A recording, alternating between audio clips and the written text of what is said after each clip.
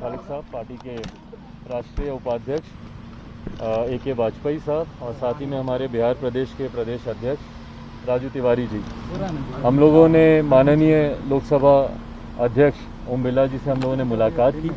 इससे पूर्व में ही मैंने उन्हें एक पत्र लिखा था जिसमें मैंने उनके डिसीजन को रिव्यू करने का मैंने आग्रह किया था और उसका मैंने आज उनसे व्यक्तिगत तौर पर मुलाकात करके उसके मैंने आधार तथ्य मैंने उनके सामने रखे कि क्यों उनको इस डिसीजन को रिव्यू करने की ज़रूरत है।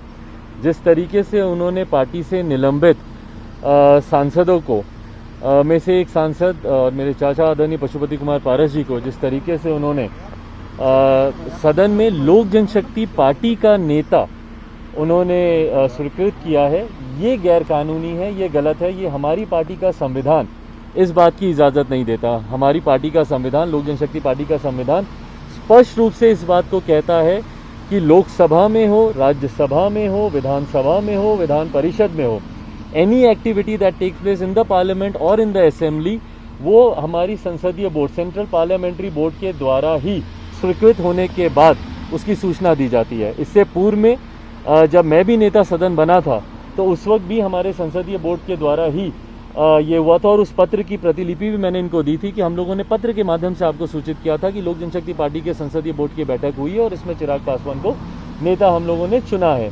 तो ये प्रक्रिया हमारी लोक जनशक्ति पार्टी के संविधान में इसका जिक्र किया गया है। तो ये जानकारी, क्योंकि मेरा पूरा विश्वास है कि यकीनन लोक जनशक्ति पार्टी के संविधान की जानकारी के अभाव में माननीय अध्यक्ष द्वारा ये निर्णय लिया गया, तो उसकी जानकारी मैंने उनको दी है और उनसे मैंने आग्रह किया है कि उसको वो रिव्यू करें और जो निलंबित सांसद हैं उनको एक अलग गुट की मान्यता उनको वो ज़रूर दे सकते हैं, बट उनको लोक जनशक्ति पार्टी का उनको नेता चुनना, ये लोक जनशक्ति पार्टी का संविधान इस बात की इजाज़त नहीं देता। मुझे खुशी है कि पूरे विस्तार से एक एक बातों को माननीय अध्यक्ष जी ने गंभीरतापूर्वक सुना।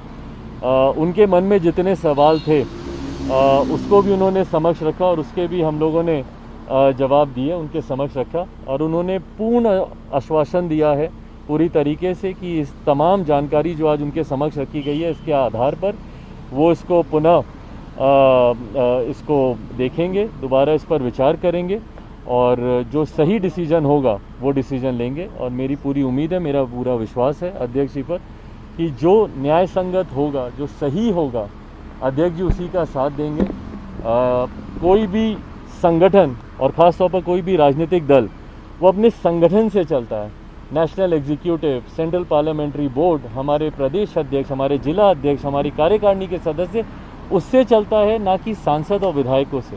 कई राजनीतिक दलों में सांसद विधायक आते जाते हैं, हर 5 साल के बाद उनकी संख्या बढ़ती कम होती है, पर जो संगठन के लोग होते हैं वही पार्टी को चलाने में, आगे बढ़ाने में उनकी अहम भूमिका होती है। और इसीलिए कल मैंने राष्ट्रीय कार्यकारिणी की बैठक भी बुलाई है जिसमें तमाम हमारे मौजूदा जितने भी हमारे स्टेट प्रेसिडेंट्स हैं, जितने भी हमारे यूटी के अध्यक्ष हैं, जितने भी हमारे वाइस प्रेसिडेंट्स हैं, विभिन्न फ्रंटल ऑर्गेनाइजेशंस के जितने हमारे अध्यक्ष हैं, जितने हमारे जनरल सेक्रेटरीज़ हैं, जितने हमारे सेक्रेटरीज़ हैं, तमाम लोग उसमें मौजूद होंगे।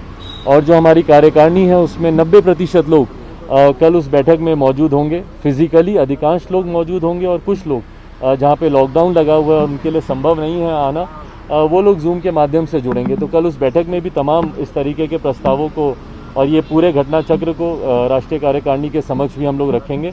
और उससे पूर्व में ये जानकारी मेरा लोकसभा अध्यक्ष जी को देना ज़रूरी था ताकि आने वाले समय में वो सही निर्णय लें। जैसा मैंने कहा कि पूरी तरीके से और बहुत ही सकारात्मक आश्वासन मिला। उन्होंने पूरी गंभीरता से इस बात को कहा कि कई ऐसी जानकारी थी और यकीनन मेरे लोक जनशक्ति पार्टी के संविधान की जानकारी अध्यक्ष जी को नहीं होगी। वो कई पार्टी का नेतृत्व लोकसभा में करते हैं और हर पार्टी का अपना अलग संविधान होता है। तो मैंने उनके समक्ष इन तमाम बातों को रखा और उन्होंने आश्वासन दिया कि वो पुनः इस पर विचार करेंगे और तमाम राय मशवरा करके जो उचित निर्णय होगा वो देंगे। कल भी कार्यकारिणी चुनाव के थ्रू आप चुने जाएंगे, में जो लोग शामिल होंगे? नहीं, देखिए मेरा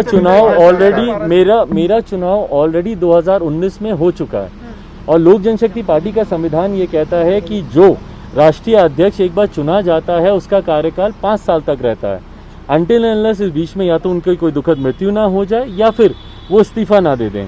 तो मेरा कार्य मैं 5 नवंबर 2019 को मेरा चुनाव हुआ था और 9 नवंबर 2019 को हम लोगों ने इलेक्शन कमीशन में भी हम लोगों ने इसको नोटिफाई किया था, इसकी सूचना हम लोगों ने इलेक्शन कमीशन में भी दे दी थी। तो राष्ट्रीय अध्यक्ष के तौर पर जो मेरी भूमिका है वो 2024 तक है।